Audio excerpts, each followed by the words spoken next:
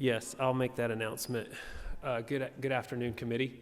We're going to wait about 1 more minute. There is a sign-up sheet in the back, so if anybody has anybody that they know of who have come down to speak on the bill, we definitely want to hear from everyone. There's a sign-up in the back of the room, so we'll wait about 1 minute, see if there's anybody outside that is listening, would like to sign up.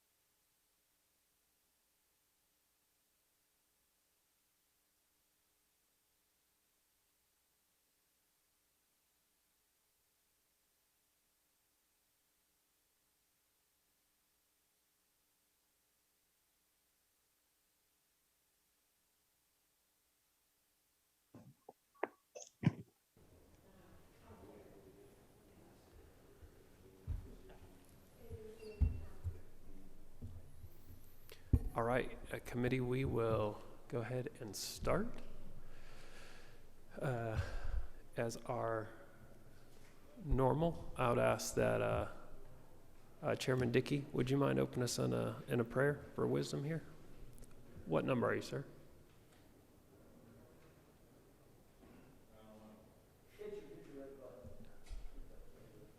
There you go. I got it. Thank you, Chairman. Let us pray. Father, we just thank you for this day. Thank you for your presence here. Just be with us in this meeting. Give us discernment and give us a direction and your guidance in the decisions we may make. Just lead and guide us in all that we may do. Thank you for the many blessings that you've given us each and every day. In Christ's name I pray. Amen. Thank you, sir. All right, committee, we have a substitute to House Bill 647. And to the author, we have LC 44-1700S. Perfect. Well, it is an honor to chair this subcommittee, and the commitment that this committee has to our natural resources has been an honor to be a part of for all these years, and I appreciate Chairman Smith bringing such good folks to this committee, and it's an honor to serve under you. But more importantly, to our environment, right? I have 4 children, and I'm lucky to be able to spend most of our time outside, and I think this bill continues to protect their future, and so I'm excited to hear about this bill. And Representative Smith, at this time, you can.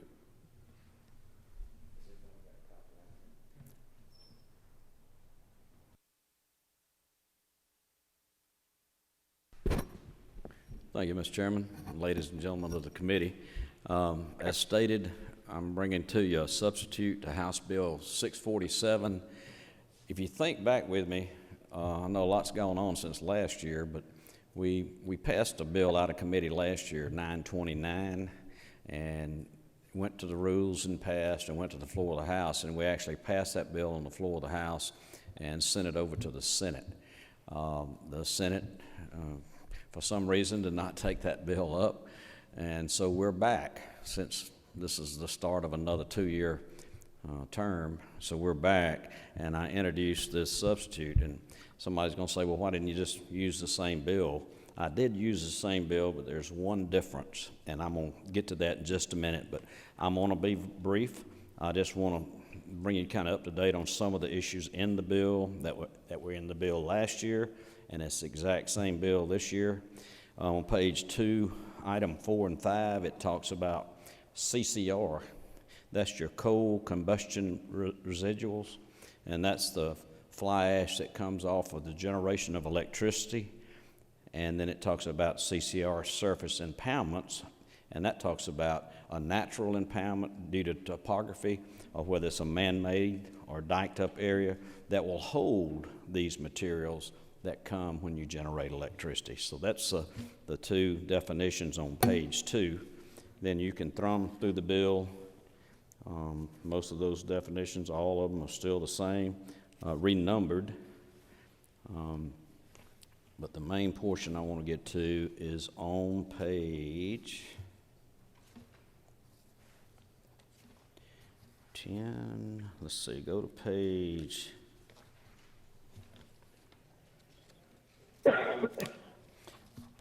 11.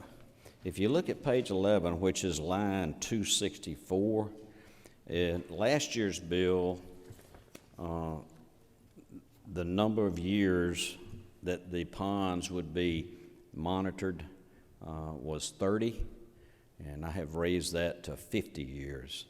And so they'll conduct, they will monitor these ash ponds for 50 years after the completion of the closure. If you look down on line 274, it talks about an executive summary that will be given, and that summary includes a description of the facility you see and the impoundment area. It talks about the groundwater monitoring.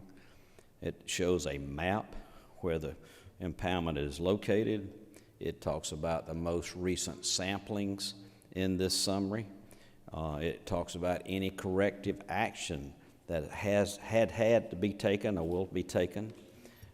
It also, and I think at the top of page 12, lines 282 and 283 is very, very important, because it says this summary will have to be written in a manner that can be reasonably understood by individuals without an environmental or technical background, background or expertise. I think that's very important. We get a lot of reports sometimes, and I think they mean well and the numbers are good, but we can't understand what they're saying, and that's the way this has to be written so that we as lay people can understand what's going on.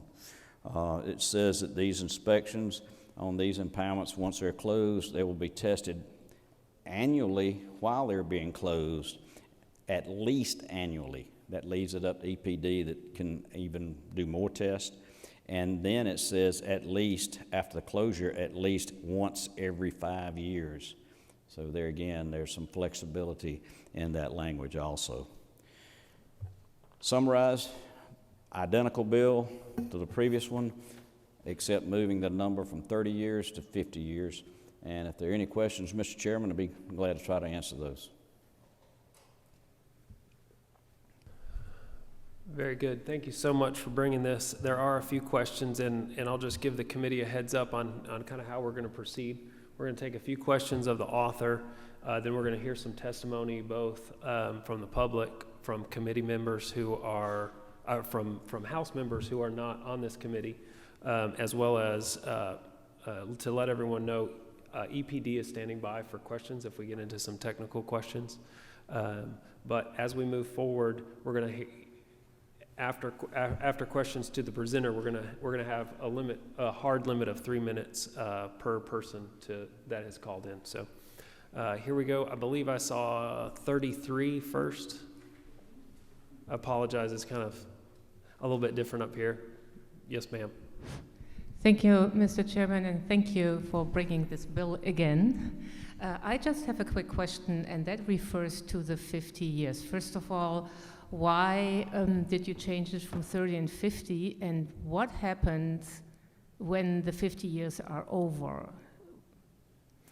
Well, I probably won't be here when that 50 years is over, but I have 7 grandsons that I hope will be here when it's that time comes. And Ledge Council drew the bill up just as it was last year. And as I sat there on the floor looking at that, I said, you know, I think I'll just stretch that time out because I have a 7-month-old grandson. And I said, I'll stretch that time out to 50 years.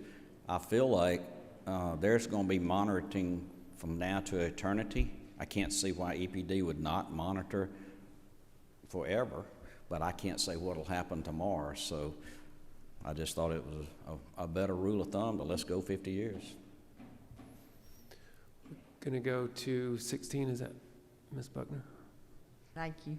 And if EPD is on the line, this might be more appropriate for them, but the bill's not clear to me. What happens if we're monitoring those 50 years and something is detected? What is that process of what will happen? We find a problem and whatever we're monitoring for, what happens? I think that's where EPD, you're correct, that's where EPD steps in, and they have their guidelines of what they do if there is an infraction. So I'd certainly refer that to the EPD. Sure. Would you like for them to answer that one? Okay, great. We're going to get that on. Okay, whenever y'all are ready, go ahead, please. Thank you, Mr. Chairman. This is Chuck Mueller. I'm the chief of the Land Protection Branch. Can you hear me? Yes, sir. Okay. So if we detect constituents in our groundwater monitoring program that are above the limits that are established, the permittee is to conduct an assessment of corrective measures, which they will then take through a public process and select a remedy. We will oversee the implementation of that remedy until such time as the levels in the groundwater are back within compliance of the standards. Thank you, sir. 34, is that Chairman Dickey?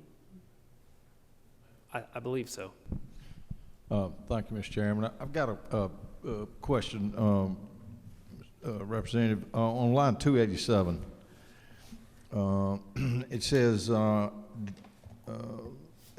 least such and section shall be conducted annually during the, and then once every 5 years following the completion of closure. So this 5 years, every 5 years indefinitely is that the way I read it? I mean, it might be 500 years. And there again, I'm not an attorney, but we have the 50-year period that we know we're asking them to do it. But if it says every 5 years with no timeline or no deadline, I would assume it would continue on monitoring. And those two words in front of that, at least, so that to me that gives them a lot of flexibility to go out if they think there's an issue to test even more. And I'd like to bring in Attorney Higbee and see if he could clarify that for us. That's important. Chairman, that wouldn't be my interpretation of that paragraph of the code section, that responsibility continues. Very good, thank you. And Representative McDonald, I believe you're 40. Yes, Mr. Chairman. My question is kind of like Chairman Dickey's. I wanted some clarification on the word closure, and I know he kind of answered a little bit of it, but I know capping is one thing, and then I don't think closure. I still wanted a little more clarification on that word is closure. I don't think. I know we got the 50-year mark, but I still want some clarification on the word closure. And my second question is, what is the cost of a test? I know you're doing it once every 5 years after it is closed, or during the closure or the capping of the coal ash pond. But what is the cost of a test? Thank you, Representative McDonald.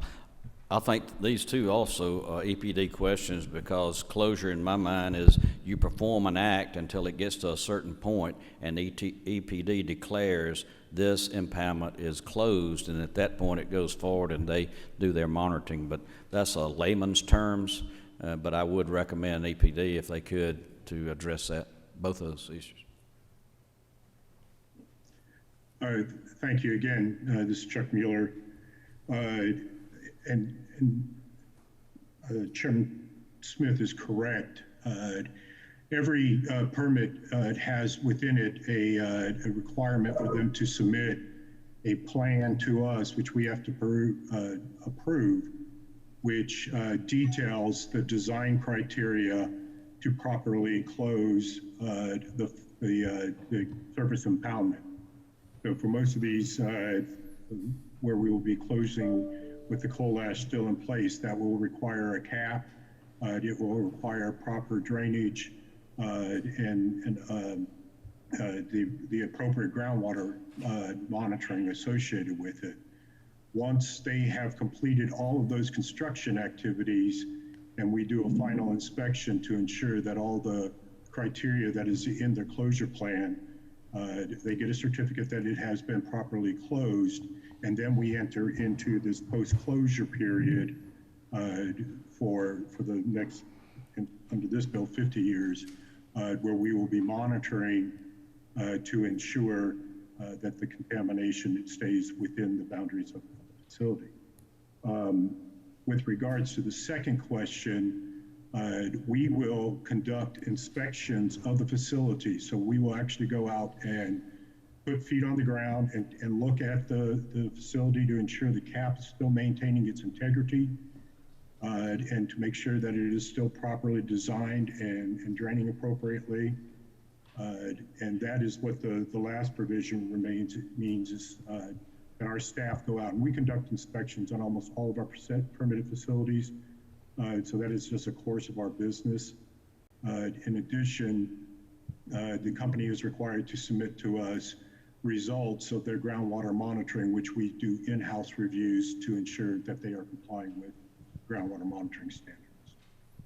Thank you, sir. And Okay. I will also mention, as a concerned member of this committee and the knowledge we gain here, that being a part of the appropriations process and the testimony that the department has given us over the last few years, we have diligently made sure that we actually fund the inspections at a higher level, and I know we've done that to at least a few more positions to make sure these things are completely safe. Mr. Chairman, just real quick, I guess my question is, I'm not trying to change the language, but the cost, I was wondering, is it significant that we aren't doing it annually, but we're doing it every 5 years? I was kind of wanting an estimated cost of what, to go to one coal ash pond, what is roughly the cost of doing a test? So if I might answer this one, I know it is not on the state that the testing is on the power company. So it's not a burden that we bear for a test, but I know it's hundreds of millions of dollars that they put into these testings throughout our state. Yes, sir. Can I add? Yes, sir. Mr. Chairman. Also, Mr. McDonald, at some point, if the power company's here and they do testify, you're welcome to ask that question maybe to them too, and they can let you know as an enterprise what that may cost. Yes, sir. Okay, Representative Campbell, I believe. Thank you, Chairman Barr. Just a quick question that I don't understand, fairly new on this. The monitoring program that will be set up for at least 50 years, and the whole thing from start to finish is done by EPD. Is that right? Correct. They set up the program. It's not the power company, or it's their program. They have the standards. They actually do the work. Yeah, I'd say they have the standards they probably call guidelines, rules, and regulations that they set up, and then power companies abide by those in this type situation with coal ash. Okay, thank you. Mm-hmm. Mr. Murley, can you confirm the process that is set up for the monitoring for us? Yes, sir. So again, when we are reviewing the permits prior to approving them, the permittee has to provide us with their design of a groundwater monitoring program. We go through an extensive evaluation, and if we feel more need to be added or or they need to be in different locations, we compel them to do that before we approve the permit. Once the permit is approved, that groundwater monitoring network and the plan and the requirements for what they monitor and how frequent are all part of the permit. They conduct that analysis and we review it to ensure it's done in compliance with the permit condition and it meets the standard. And if I might, the question would arise then, if something does show up that's outside the parameters, y'all immediately go into action and change that. Can you speak to that briefly? Yes, sir. So there's a couple of avenues here. For coal ash plants in particular, but for all of our facilities, if there are exceedances of the standards, the company is required to go through an assessment of what would be the appropriate corrective measures to put in place to rectify that situation and bring it back into compliance. We also have enforcement options available to us where we can put them on tight schedules and additional requirements if necessary to ensure that they meet the requirements that are in their permit. Very good. Is there a member of the committee who has not asked a question that wishes to do so? Yes, ma'am. Can you tell me what number you are? Push your button, please, for me. Thank you. Go ahead, thanks. So you mentioned corrective action if contaminants leave the area, and there is a letter that was sent from Georgia Power, Mr. Mitchell, to the Cobb County manager in May of last year, which said that wells outside the perimeter of the Plant McDonald site indicated that coal ash had gone beyond those barriers, and this is an area. So I'm curious about corrective action, since that's something that happened almost a year ago. And also, if this bill doesn't mention liners, does that mean there is no corrective action required if it's determined that the coal ash that comes outside the barrier or outside the property of the coal plant needs to be cleaned up?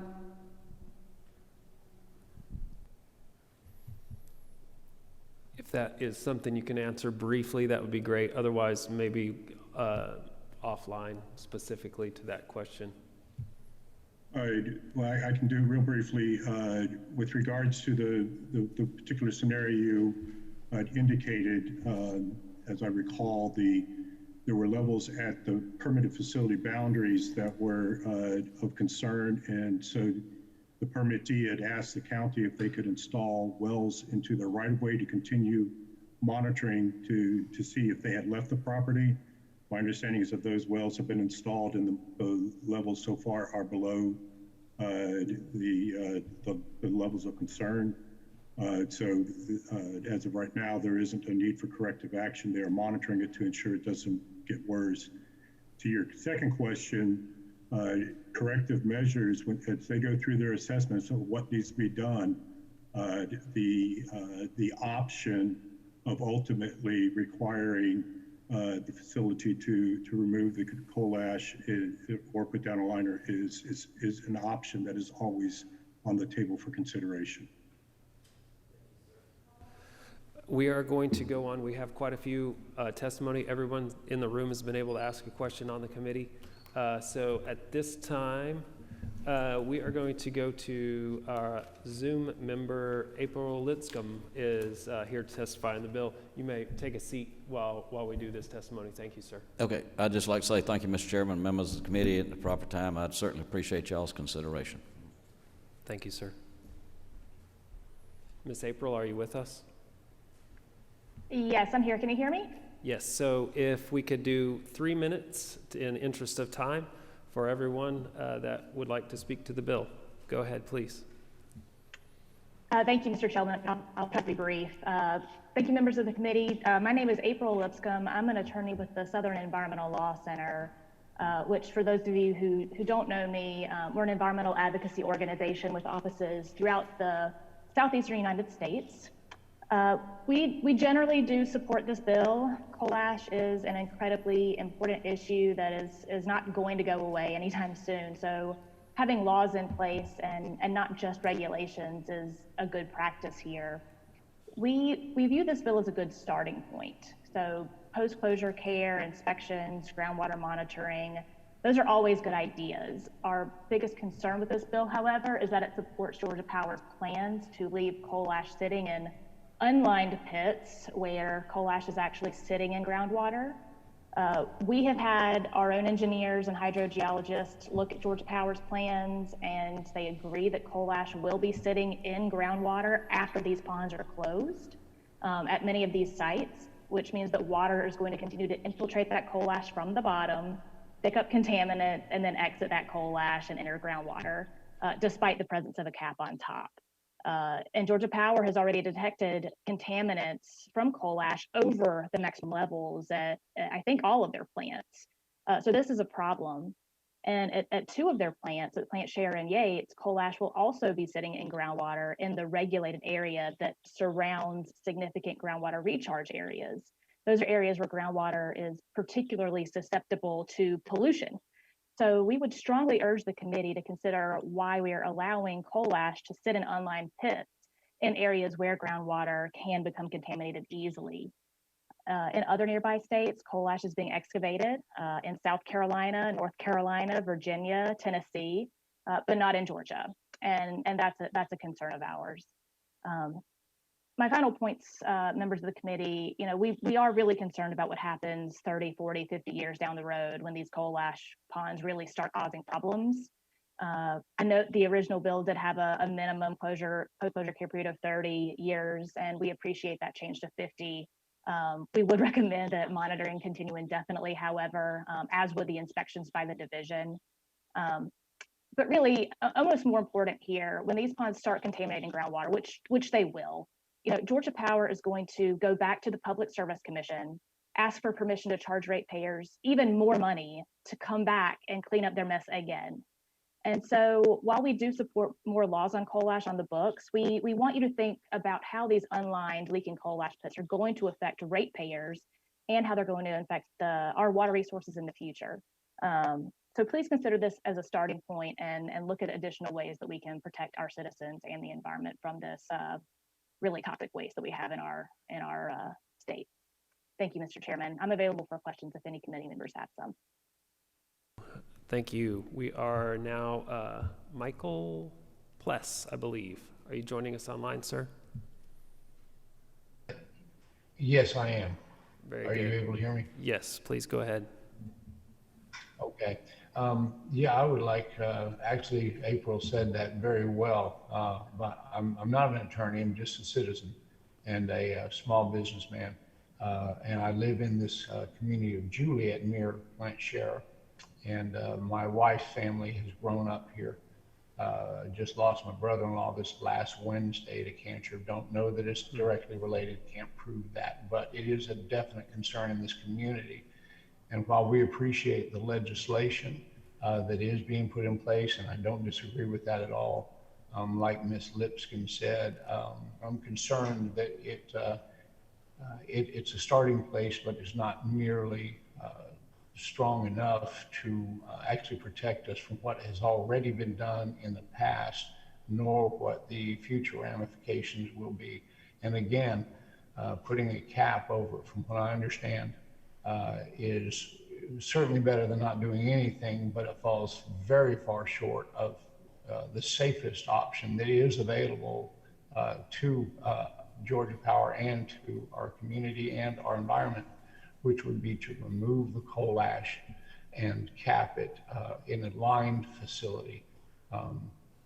There's no guarantee in the future that that won't also fail, but from what we know now, that is definitely a best practice and the safest thing, not only for our community, but for the environment now and in the future.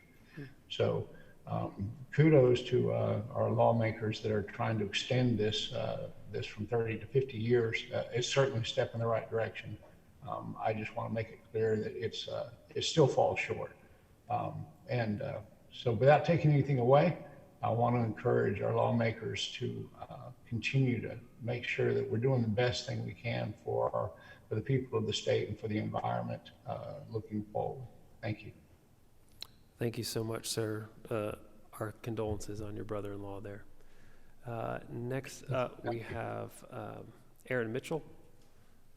And I will remind folks if they wouldn't mind introducing themselves to the committee. Aaron, are you with us? Yes, sir, Mr. Chairman. Can you hear me? Yes, sir. Thank you. And we can see you too, FYI. Okay, thank you. Thank you, Mr. Chairman. My name is Aaron Mitchell. I'm Director of Environmental Affairs for Georgia Power Company. Appreciate the opportunity, you, Mr. Chairman, and the committee, for the opportunity to speak. Brief comments, and I wanted to address kind of break it in two sides, if you will, for the bill 647, including the substitute. And I'll start with the groundwater monitoring, reporting, and executive summary requirements. Just remind the committee that in 2015, when the federal CCR rule was issued, that Georgia Power announced that we would close ash ponds well before the regulations required us to make that determination. As well, we've been publishing information on our ponds and on the groundwater monitoring that occurs at our facilities. And we started that a full 18 months ahead of regulatory requirements. And we continue to do that today.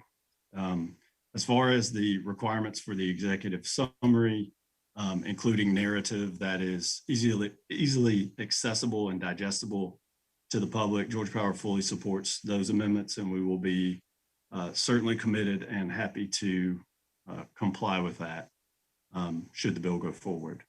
The second aspect of the rules related to the extended post-closure care period.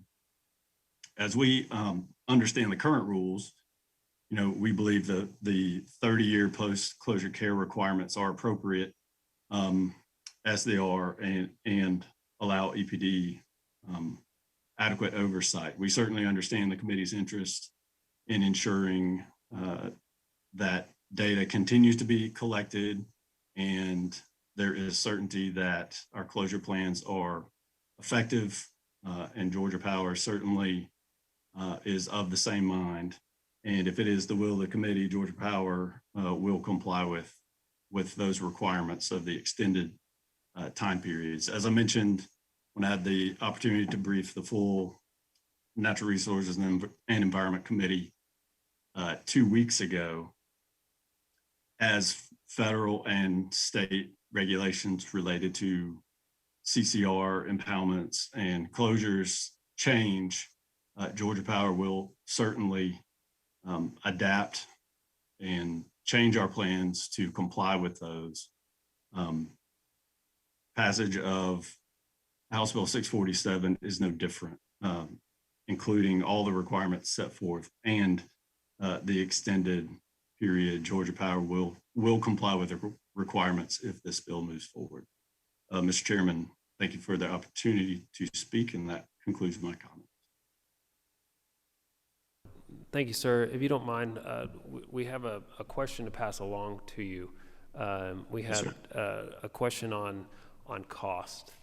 I know it's a wide open question, but is there perhaps something you could give us on an annual basis or some handle on how much this does cost? Yes, sir. Is that related to Representative McDonald's question? Correct. Yes, earlier? sir. The groundwater monitoring. Sure, and I'll address it if I may, and please follow up with questions. As post-closure care as a whole, which includes groundwater monitoring, it also includes maintenance of the closed ash pond, the cover system, and other necessary maintenance and inspections that go along with that. Because the sites are so different, I'll give you a range if that's acceptable. The post-closure care requirements can range from hundreds of thousands of dollars to several $1 million per year on a closed ash pond facility. Those costs obviously include the groundwater monitoring as a component of that, but because of the size and the nature of each of the ponds are very specific, that range would encompass those variations. Very good. The author of the question has a follow-up I will allow. I understand that there's post-closure care, and that's going to be a continuous process. My question, I want to be more specific, I guess, is in online. Heck, I gotta put my glasses back on. The test that's being done annually as the closure is happening, and then of course the test that's done 5 years. I'm talking the specific test. That's the cost I was worrying. And I'm getting to why wouldn't you do it annually, or you're doing it, in this bills every 5 years. I was just wanting the specific cost. I know you're going to be doing the post-closure care throughout the eternity of the pond, but the test itself, what the bill is specific to. Okay, let me respond, and you please tell me if I misinterpret your question. Annually, we will do groundwater monitoring every 6 months. We'll produce those reports, file those with Georgia EPD, and post those to our website. I believe you may be asking, Representative, as to the inspections that Georgia EPD will conduct. Those would be something that Georgia Power Company would host the agency, and certainly not conduct ourselves. But as we go through our closures, some of which can range a number of years, from 5 to 15 years. During that duration, my understanding is this bill would require EPD to inspect each site annually, but once closed, would require EPD to come out and visit to inspect each site at a minimum once every 5 years, once those facilities are closed. Does that help answer your question?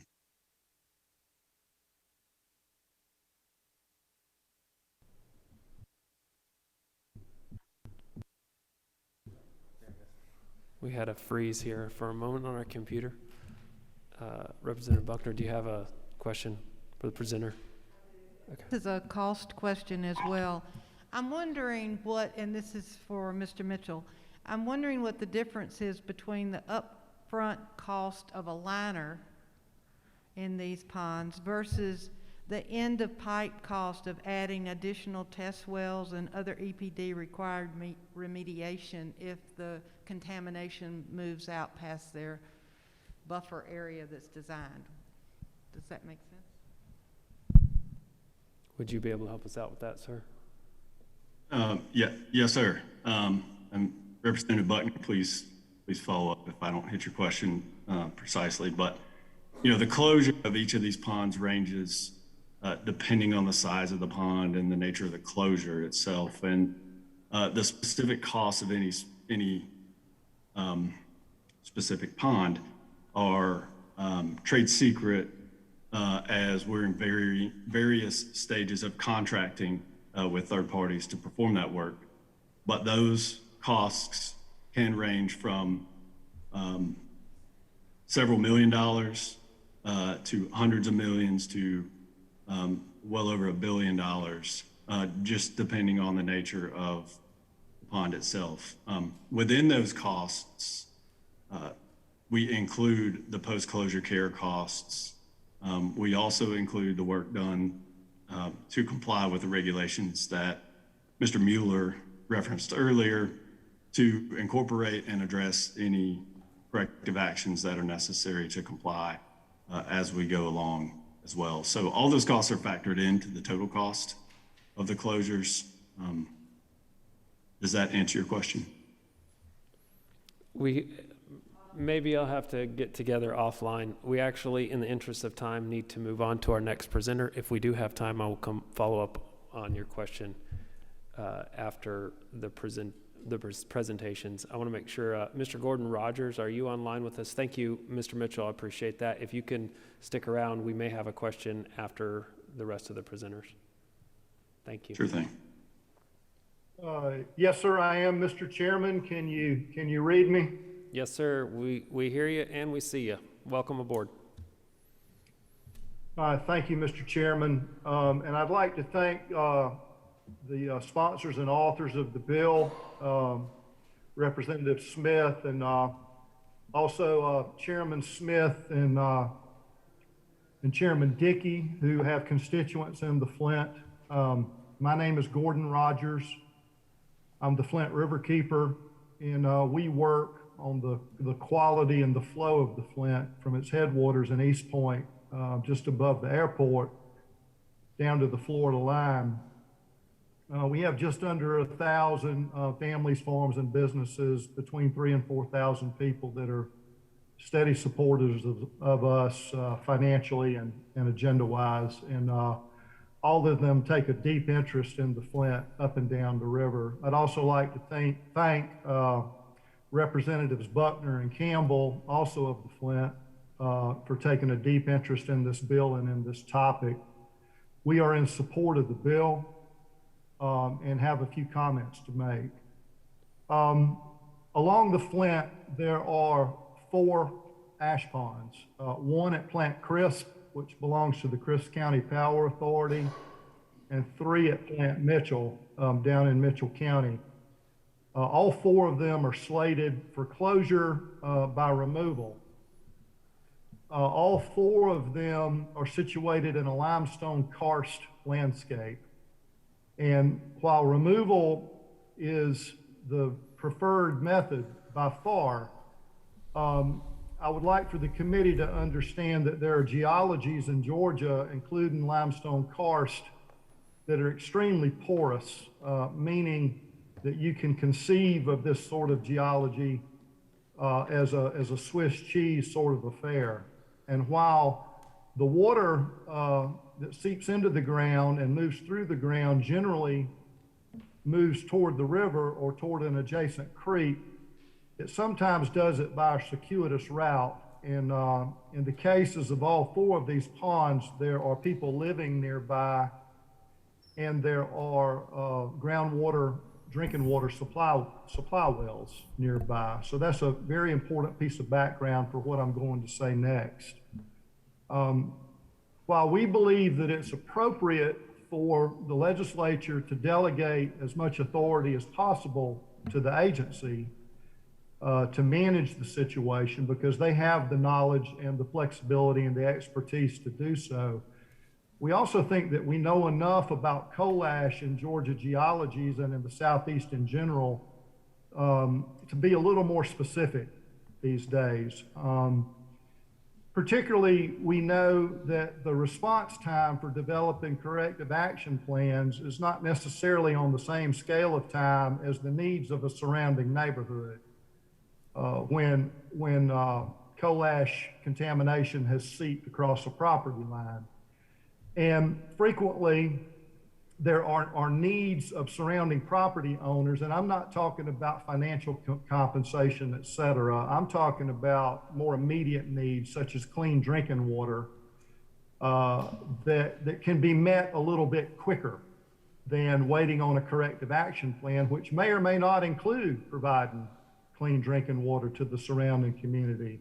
So I believe that the legislature in general, and this committee in particular, could take a closer look, if you would, at meeting some of those more immediate needs and having some language specifying a pathway to do so in this bill. Also, we know a lot about groundwater movement in Georgia. We know enough to begin to give EPD some direction about how many wells and well placement. Mr. Rogers, there was a day when is it possible to wrap it up? You're well over our time limit, sir. I appreciate you, but please land the plane, sir. Yes, sir. Thank you. This is my last point. Thank you so much, Mr. Chairman. We do know enough at this point where the legislature could give EPD some fairly firm guidance on the number of wells and well placement, and I think you can do that in the bill. And I really appreciate what work has been done so far. We support the bill, and I thank you for your time and indulgence, Mr. Chairman. Thank you very much, sir. At this time, I think we are going to go to Representative Washburn, who's here with us. So, Representative, if you would come up and Please.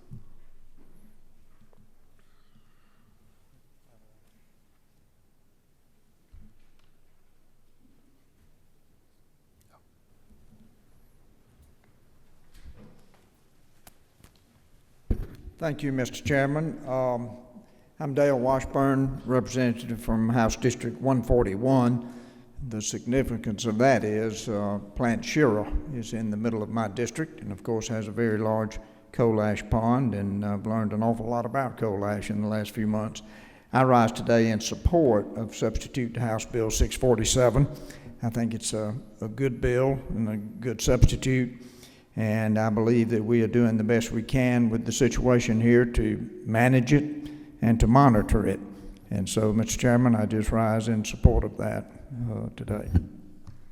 Very good. Thank you, sir. I appreciate that. And I know you've gone through a lot with your district here in the last year. Thank you. Let's see. We are going to, this is always embarrassing, Chris. I don't know how to pronounce your last name. You know who you are. Come on up. Yes. Thank you, sir. Can you all see me and hear me? Yes. Very fancy background. We appreciate that. Thank you. Great. Thanks. Yeah. Come on out on the river with us. Hello, everyone. Thank you for providing the time for the speakers today. I'm Dr. Chris Manganello, Chattahoochee Riverkeeper's Water Policy Director. Chattahoochee Riverkeeper works with our 9,000 members to make sure there's enough clean water in the river for all the people in the communities that depend on it and need it not just today, but also in the future. The Chattahoochee River Basin is also the site of 3 Georgia Power plants at McDonough, Yates, and Wansley. There are 3 unlined ponds and landfills at these sites. They're gonna, Georgia Power's estimated that they're gonna move about 25 million cubic yards of coal ash. Just for a little fun visual, that's like 12 million F-150 pickup trucks worth of ash. CRK appreciates the intent of HB 647, which will take a lot of existing policy and rules that Georgia EPD already has, and that Georgia Power is, of course, pledged to comply with and to make those into law. We certainly are appreciative of extending the 30-year to 50-year kind of post-closure monitoring. We appreciate that. And certainly while this bill could be helpful, what would be more helpful is a law requiring that all toxic coal ash be disposed of in lined landfills. Toxic coal ash must be stored in lined landfills because Georgia Power has told us that those coal ash contaminants and regulated substances move around in the groundwater, specifically at Plant McDonald and Plant Yates. Georgia Power has documented the movement of these coal ash constituents and regulated substances outside their fence line at Plant McDonough onto public property in Cobb County. Georgia Power is concerned enough about this movement that they've tested the Chattahoochee River itself for regulated constituents and substances. They've also been concerned enough about it that they kind of went about the process of identifying an estimated 50 groundwater wells on private property within a 3-mile radius of Plant McDonough. And because the coal ash at Plant Yates will not be stored in a lined facility, this committee should also ask Georgia Power whether they will identify groundwater wells on private property adjacent to Plant Yates. Georgia Power is going to have $8 billion to clean up coal ash in Georgia. We would appreciate if they used the ratepayers' money to store that ash safely in lined landfills today so that ratepayers don't have to come back and have it cleaned up and pay again tomorrow. So again, CRK appreciates the intent of HB 647, and while the bill is helpful, we would appreciate adding language that would require toxic coal ash, all of it, to be disposed of and stored in lined landfills. And I would also ask this committee consider giving HB 176 a hearing and a vote as well. Thank you very much. Thank you, Dr. Chris. All right, next we have Michael Patel. Are you with us, sir? Online. I am here if you can hear me. Yes, sir. All righty. Well, thank you, Mr. Chairman, and thanks to the committee for allowing me time to speak. I am Michael Patel, a retired science teacher, and I paddle the Chattahoochee whenever I can. I live in Marietta and therefore have particular interest in and concerns about the operations at Plant McDonough. I want to thank Representative Smith and his co-sponsors for their efforts to clarify and expand groundwater testing around Georgia Power's coal ash disposal sites.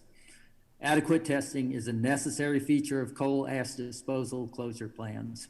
However, I feel that even more needs to be done to protect Cobb Countyans and downstream users of the Chattahoochee River. As discussed by Representative Williams at the beginning of this meeting, Georgia Power knows there is offsite migration of toxic materials at McDonough. We all know that migration offsite will occur, so testing alone is not the solution. Action must be taken to prevent that migration. The only surefire solution is to fully line the coal ash disposal sites. The current plan at McDonough only calls for providing an impermeable top layer to prevent water from flowing down to the coal ash. However, since the ash sits at and below the level of groundwater on the site, and according to Georgia Power, groundwater there flows in a southwesterly direction towards the Chattahoochee River, we know that there will be ongoing contamination of the river by the buried ash. This contamination would not occur if the ash is fully contained within a liner. I'm especially concerned that the health-based thresholds that are in place for the monitored pollutants are based upon a determination of their threat as a single constituent. Coal ash releases a mix of pollutants whose collective effects are certainly way more harmful than the sum of all the single constituents. One constituent certainly exacerbates the effects of another, so that health-based thresholds considered singly are almost always meaningless. For example, a sample containing 4 micrograms per liter of cadmium and 0.8 milligrams per liter of lead would be deemed safe using current health standards. However, the interaction of the two may cause one or both of those elements to cause harm as if they were present at higher concentrations. Indeed, the harm may be far above what would be expected from the additive effects of the two together. There simply has not been enough testing of the effects of harmful substances when found in a mix such as that present in coal ash. Because of these likely interactive effects, we should be as prudent as possible in managing coal ash disposal sites. Therefore, I ask that your legislation include a provision that will protect our rivers. Plant McDonough sits on the banks of the Chattahoochee. Our streams, 2 streams are immediately adjacent to the ash disposal sites at McDonough. Our groundwater, the ash sits above and within the groundwater, and our infrastructure even. There is a large Cobb County water supply line buried within the ash. There's need for a provision to require a complete liner around buried coal ash. Please take these comments into consideration in your final legislation. Thank you again. Thank you so much, sir. Gloria Hammond, are you with us online? I am. Can you hear me? Please, yes, ma'am. Can you hear me? Yes, we can. Introduce yourself and please go ahead. All right. I am Gloria Hammond. I live at 2619 Luther Smith Road in Gillette, Georgia. I live right next to the plant, less than a quarter of a mile from the dam. I have several concerns after listening to everything. One thing, I'm still disappointed that we're not going to encapsulate the coal ash, but it is what it is unless it gets changed. I am concerned about, I'm hearing monitoring the cap and monitoring the wells. I am south of the dam on the same side of the coal ash pond. My concern is what would happen if we had another flood, a 94 or more severe. God hope that we don't, but what about that earthen dam? That is 16 million tons of coal ash behind it. Who is going to protect me from that coal ash if that dam gives us away?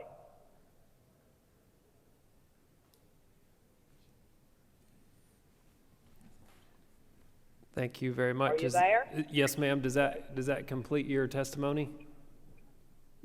Well, I've heard other things about cost of how much, $8 billion. Has anybody taken effect that my county is spending $20 million to run water lines to us that's got contaminated wells around Georgia Power? It's not just the Gillette area. It's east of Gillette and west of Gillette. And underneath there runs 2 aquifers. And if you cap in place you have got coal ash 85 feet down in the aquifer that will sit. And to me, as long as it's there, it's going to continue to leach into our groundwater. So we'll never have wells probably around that area again. The cost, has anybody thought about the cost of how much it's going to cost us to hook up to water lines that's being run? I had a perfectly good drinking well, 60 feet deep, good well water. I'm so contaminated, I am scared to even bathe in the water. So I reckon that sums it up for me. But I still live on my land. My son still lives on my land. My grandchildren still live on the land. And we plan, even though I may not be there 50 years, I have got remaining families that's going to be there. I'm just upset about everything, I reckon. And I'm sorry to get real personal. I've had several to die that's close to me that I can't say, but but my family is diminished in the last few years from cancer. I've lost 3 family members that lived on that land since Georgia Power's been there with cancer and all, and it's pretty widespread. Mike Pless, he summed it up better than I do because I got more emotion that ties right there to it. But anyway, that is my concern. They talk about money. You talk about what's happening to the people there that's got to hook up, the cost of the lines, from the county. What if that earthen dam hits me, gets weakened? That concerns me. I heard about checking wells. I heard about checking the cap. Does that include the dam? And that's all I got to say. Thank you very much, and our condolences to the folks that you've lost. Please feel free to reach out to me, and we might be able to get you some of the answers that you had questions for offline. Thank you so much. And lastly, we have Adrena Goldsby. Adra, are you with us, ma'am?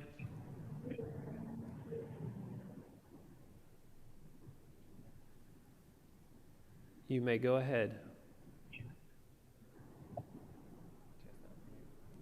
Perhaps unmute. Did you mean Andrea Goolsby? That's correct. Miss Andrea, are you with us? All right, well, that will complete our testimony. I do believe we had one question from committee for Aaron, and as promised, we do have about 3 minutes to wrap that up. So, Mr. Mitchell, are you still with us? Do you have your question? Okay. Yes, sir, Mr. Chair. Can you push your button for me? Mr. Mitchell, so I have a question about the so-called trade secrets. Does Southern Company, which has dealt with coal ash in other parts of the country, have you used the term and kind of hidden behind trade secrets in those states, or just in Georgia?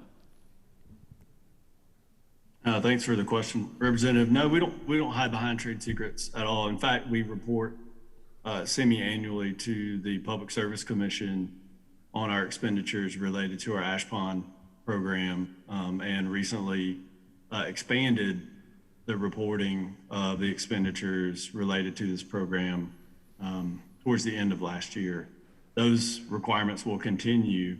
Obviously, we want to secure the best price from the vendors that will come and do the work for us on behalf of our customers. And until we lock in those contracts to ensure a fair bidding process, we will not publicize those numbers as any good business would until we've secured those. And then we will report as those funds are expended to the Public Service Commission and make those public. Thank you, sir. Representative Smith, I believe you have a closing remark, and yes, sir, please do. Thank you, Mr. Chairman. Just a couple of comments, I guess. For 34 years, I was in the earth moving business, and probably during that time built some 300 ponds maybe years ago. And working with Mother Nature has always been an interesting experience, a great experience, and real rewarding. To build a small pond, you clean it out and you dig down, and in our area of the state where I live, in Harris County, District 133, we have what you call good old Georgia red clay down there. So you dig down and dig a core, a cutoff trench as they call it, the soil conservation people, and you pack that good clay in that core, and sometimes that's 12, 15, 18 feet deep, and you pack that good clay in there, and you bring that clay up into the dam of the pond, and that clay prevents that water pressure in that pond from penetrating the material and going through the dam and having a pond that fluctuates. It remains full. And did that for years and years. I think about some of these areas. I'm not a geologist.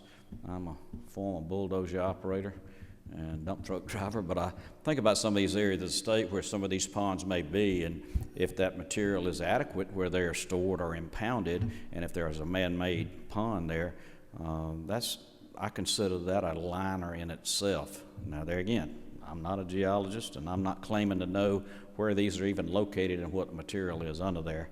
But to compare that, and I kept thinking there a while ago talking about liners.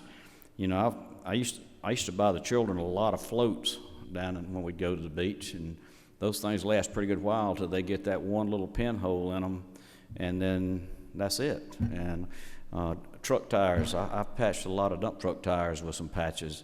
You know, I don't know. Yes, liners are good if they never, ever, ever have a default and have some kind of crack, deterioration, anything in that liner itself. So you may have a liner that covers several acres, and with one small pinhead of a crack in there, you lose the composition of what you're supposed to be doing as in containing.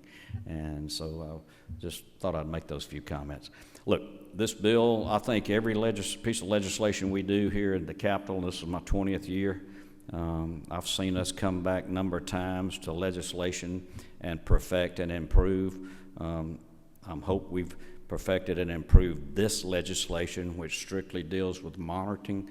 I hope we've improved it from even last year when we passed it out of the House. So therefore, again, I appreciate all the questions and comments, appreciate all the individuals that commented, EPD, and at the proper time when y'all do consider this, I certainly appreciate your consideration, Mr. Chairman. Would you stand for a question? Do you have a question? Absolutely.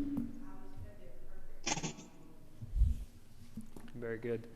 Let me check in with, I believe we have one committee member online, and I don't want to make sure that they're not left out.